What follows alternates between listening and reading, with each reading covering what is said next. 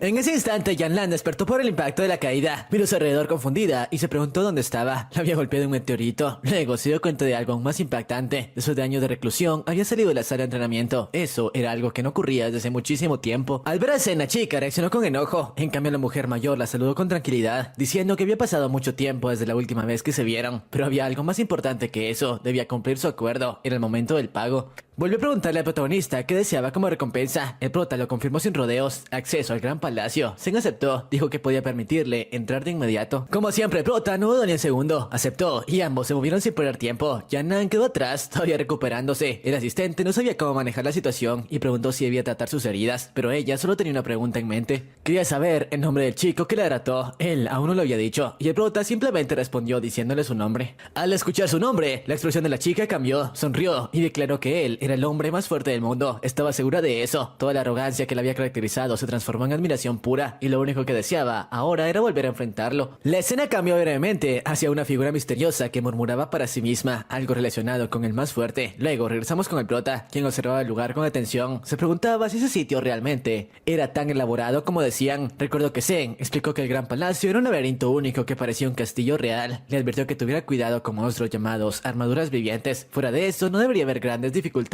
Él preguntó cuánto tiempo podía permanecer ahí. La respuesta fue clara, aproximadamente 5 horas. Con esa limitación en mente, comenzó a estirarse. No podía perder tiempo. Las armaduras vivientes no tardaron en aparecer. Atacaban sin descanso, intentando retrasarlo. Sin embargo, una tras otra fueron cayendo bajo su espalda. En algún momento, la última armadura cayó contra él y fue partida en dos de un solo corte, desplomándose en múltiples piezas metálicas. Tras limpiar el área, se preguntó dónde estaría la oficina. Ya había revisado más de 20 habitaciones. Revisarlas todas tomaría demasiado tiempo. Fue entonces cuando Barky le sugirió entrar a una sala específica. Dijo que era solo una corazonada. Al entrar, el prota notó inmediatamente un cuadro antiguo en la pared. Observándolo con más detenimiento, la habitación tenía la apariencia de una oficina. Se preguntó si el retrato representaba a un lifter. Bajo la pintura había un nombre escrito: Alori Johnny. El cuarto estaba lleno de objetos antiguos, pero su objetivo era encontrar un pasaje secreto. Tras unos minutos buscando sin resultados, decidió abandonar los métodos refinados. Comenzó a romper muebles y golpear paredes sin contemplaciones. Después de destruir parte del mobiliario, encontró una trampilla en el suelo. Sin pensarlo demasiado, lo abrió y descendió por las escaleras. En ese momento, el sistema anunció que las condiciones habían sido cumplidas. La habitación secreta de Alori Johnny había sido encontrada, pero lo que realmente le sorprendió fue ver a una mujer sentada en una vieja mesa, como si hubiera estado esperando esa visita durante años. El prota preguntó quién era y qué lugar era ese. La misteriosa mujer lo saludó con serenidad y le pidió que se sentara primero. Se presentó como una guía. Él se sorprendió, nunca había oído ese nombre. Ella aclaró que no era su nombre real, sino su función. Su verdadero nombre había sido arrebatado. Aquello encendió una alarma en su mente. Recordó el sueño donde una entidad mencionó haber tomado su nombre. Entonces le preguntó directamente si a ella también había robado el suyo. La guía confirmó que sí. El prota exigió una explicación. Nada de aquello tenía sentido. Ella explicó que los nombres contienen poder. Todas las criaturas construyen su vida alrededor de su nombre. Sus acciones, logros y fama influyen en él. El nombre representa poder e influencia, y existe algo que roba esos nombres y absorbe ese poder. Él preguntó qué ocurría con quienes pierden su nombre. La respuesta lo sorprendió. Él ya conocía personas así. Aquellos a quienes robaban el nombre se convertían en constelaciones. El prota cuestionó si todos se convertían en constelaciones. Ella confirmó que sí, excepto un caso de reencarnación. Su caso. Él se volvió más cauteloso. ¿Cómo sabía tanto? Ella notó su desconfianza y explicó que los reencarnados recibían una ventana del sistema. Eso generó más dudas. ¿Acaso ella también tenía un sistema? El prota preguntó directamente por la entidad que prometió tomar su nombre desde la Torre de la Destrucción. La guía respondió que su nombre era el Señor del Laberinto. Él fue quien envió la torre a la Tierra para ganar poder a través de la creación de nombres. Aquello no tenía sentido para el prota, y menos aún cuando ella añadió añadió que el mundo donde vivían, el planeta Tierra, en realidad era un laberinto. Él no quiso aceptarlo, pero ya dijo que podía creerlo o no, aunque los hechos estaban ahí. Según su explicación, el señor del laberinto creó caos con la torre. Solo los guerreros más poderosos sobrevivieron, ganaron fama y poder, y se convirtieron en constelaciones. El prota recordó que murió después de derrotar a Bar y destruir la torre. Estaba seguro de que sus discípulos también se convirtieron en constelaciones, pues había forjado sus nombres. Todo se volvió irritante. Al final parecía que todo fue para beneficiar a un ser omnipotente, pero la guía añadió que no era tan simple. Su reencarnación era una variable inesperada para el señor del laberinto, y que no reencarnó y le otorgó el sistema no fue ese señor, sino otra entidad omnipotente. Eso solo le ofreció más. ¿Quién era entonces? Ella no lo sabía, pero creía que tenía un propósito relacionado con él. Sin perder tiempo, conjuró un anillo brillante y se lo entregó. Dijo que esa sería la oportunidad para un contraataque. El prota preguntó por qué no tenía tiempo para explicar más. Ella respondió que el señor del laberinto la estaba cazando. Permanecer ahí era peligroso. Dijo que se volverían a encontrar en el futuro. Ya es que los dedos, y en un instante el prota apareció una buena entrada del laberinto. Su ánimo no era bueno. La torre fue enviada por alguien que robaba nombres. El responsable de arruinar su vida seguía existiendo. Ese señor debía pagar. Examinó el anillo y comprobó que no revelaba su ubicación. Luego pensó en las piedras de almacenamiento de su vida pasada, cargadas de energía mágica. Aún no las había absorbido por completo. Ese sería su siguiente objetivo. Aunque las personas de esta era eran más débiles que hace 300 años, él debió volverse aún más fuerte que antes. Mientras tanto, en una isla del Pacífico Norte, un hombre observaba las noticias sobre el famoso grupo de asesinos arrestado tras ser aplastado por un estudiante de Valhalla. Furioso, rompió la pantalla del iPad con solo apretarlo. Era Hannibal, líder de los creyentes del Rey Dragón. Había estado observando al prota desde que escuchó las palabras de la constelación. Fue conveniente cuando la familia Ventric pidió eliminarlo, pero incluso ellos fracasaron. Frente a él estaba George, una figura importante del bajo mundo. También había perdido un hombre importante por culpa del prota. Él fue responsable de que Zira, la primera que intentó matarlo y terminara muerta. George explicó que Des fue imprudente y reveló información por miedo. Él mismo se aseguró de que no hablara más. Sugirió que hiciera lo mismo con los 3 arrestados, pero respecto al prota dijo que era mejor dejarlo por ahora. Hilo lo estaba observando. Aquello dejó a Hannibal impactado. Incluso los villanos temían a alguien peor que ellos. Finalmente acordaron no intervenir por el momento, pero la historia no se detuvo ahí. Un grupo rodeó al prota. Él preguntó quiénes eran y qué querían. Ya estaba en Valhalla. Era buena idea meterse con un estudiante dentro de la academia. Curiosamente, eran los criminales quienes comenzaron a sentirse acorralados. En otro lugar, Adelia Ventric supervisaba los preparativos. Sus hombres reportaron que todo estaba listo, aunque todo tiempo finalmente estaban preparados. Ella solo quería saber si estaban listos para él. Tras confirmar, ordenó al mayordomo a liderar el grupo de adivinación. Su frialdad ocultaba algo más profundo. Estaba siguiendo la voluntad de su constelación. Los soldados crearon una estación espacial alrededor del prota para impedir cualquier interferencia. Un subespacio se formó, aislando el área. El prota notó la creación del subespacio, pero no mostró miedo. Incluso elogió la estrategia. Llamar la atención de la academia sería desastroso para ellos. Y mientras observaba a los hombres que lo rodeaban, se preguntó con genuina curiosidad: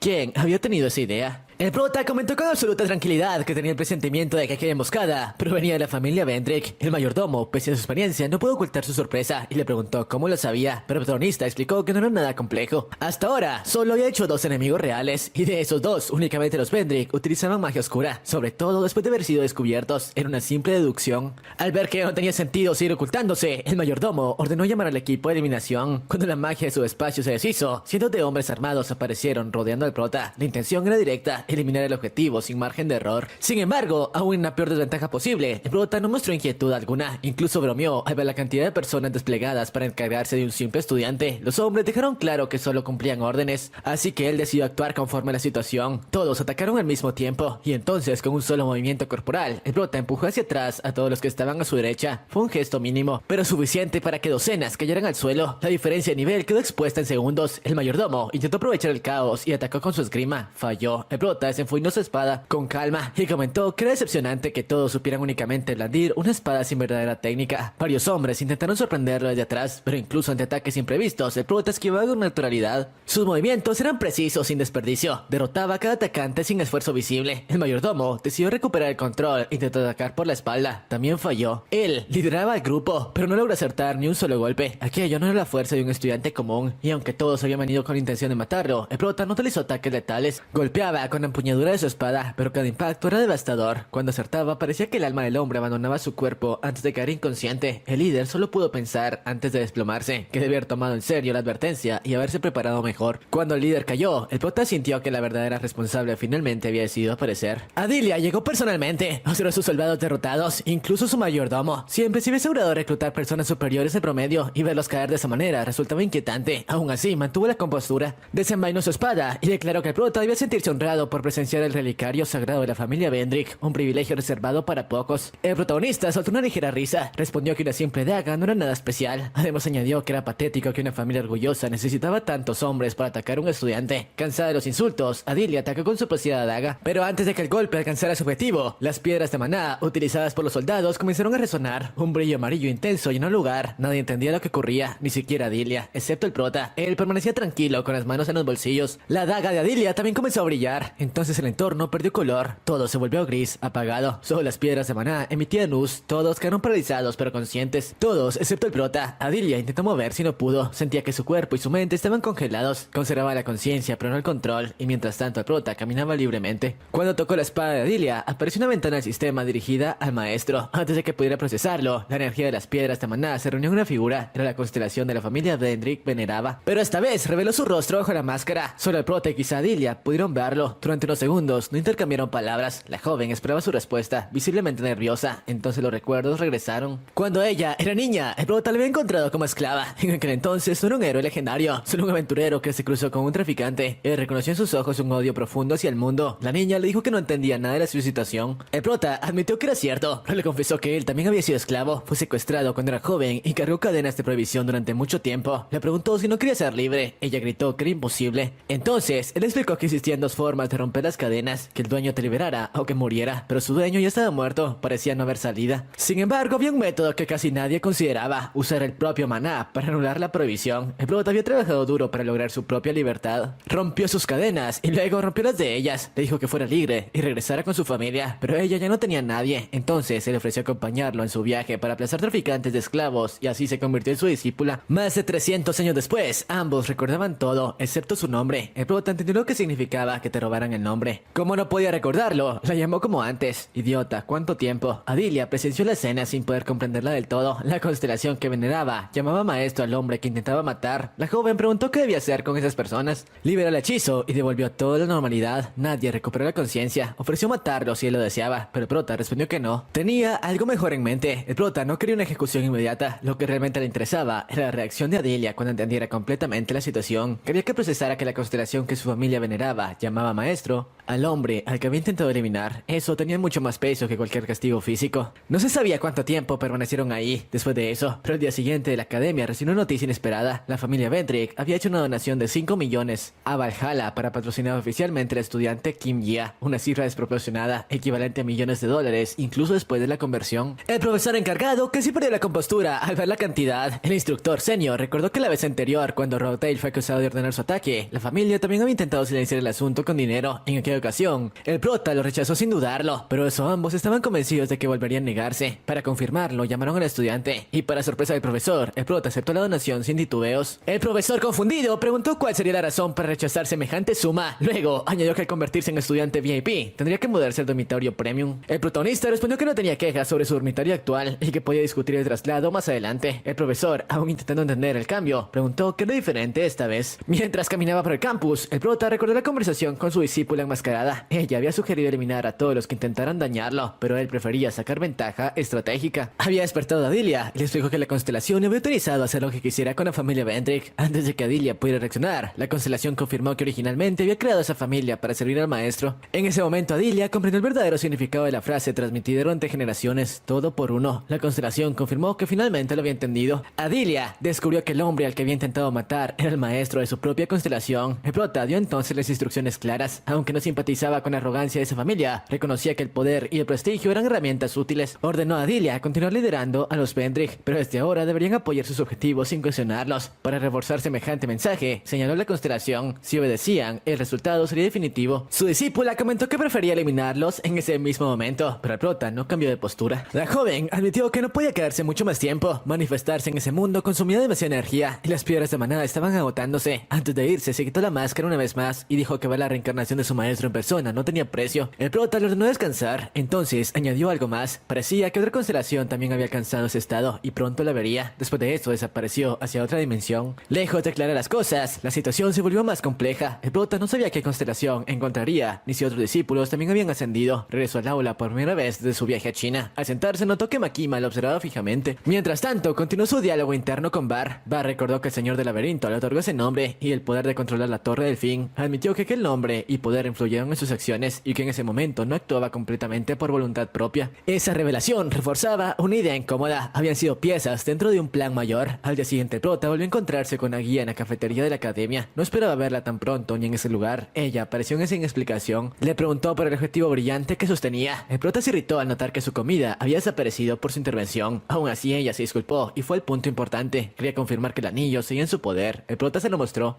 La mujer explicó que comenzaría a usarlo de inmediato. Aunque no parecía un artefacto útil para combate directo, debía servir para atravesar nuevos laberintos. El prota respondió que los laberintos naturales ya no parecían y que los existentes tenían dueños. Ella aclaró que no hablaba de esos. El señor del laberinto crearía nuevos laberintos en la tierra. Sería algo similar a la antigua calamidad. Ese término trajo recuerdos difíciles. En el pasado, varios laberintos colapsaron y provocaron el mayor caos en la historia humana. El prota preguntó cuándo y dónde ocurrirían las rupturas. La guía respondió que comenzarían en aproximadamente 3 meses en un país llamado Corea. Él señaló que eso era conveniente porque vivía ahí. Pero bueno, todo eso sucede en la siguiente parte, que traeré solo si este video alcanza los 20.000 likes y 1000 comentarios. Por cierto, pueden seguirme en Instagram para recomendarme algunos webtoons. Eso es todo por mi parte, y sin más, sayonara. Pero bueno, todo eso sucede en la siguiente parte, que traeré solo si este video alcanza los 20.000 likes y 1000 comentarios. Por cierto,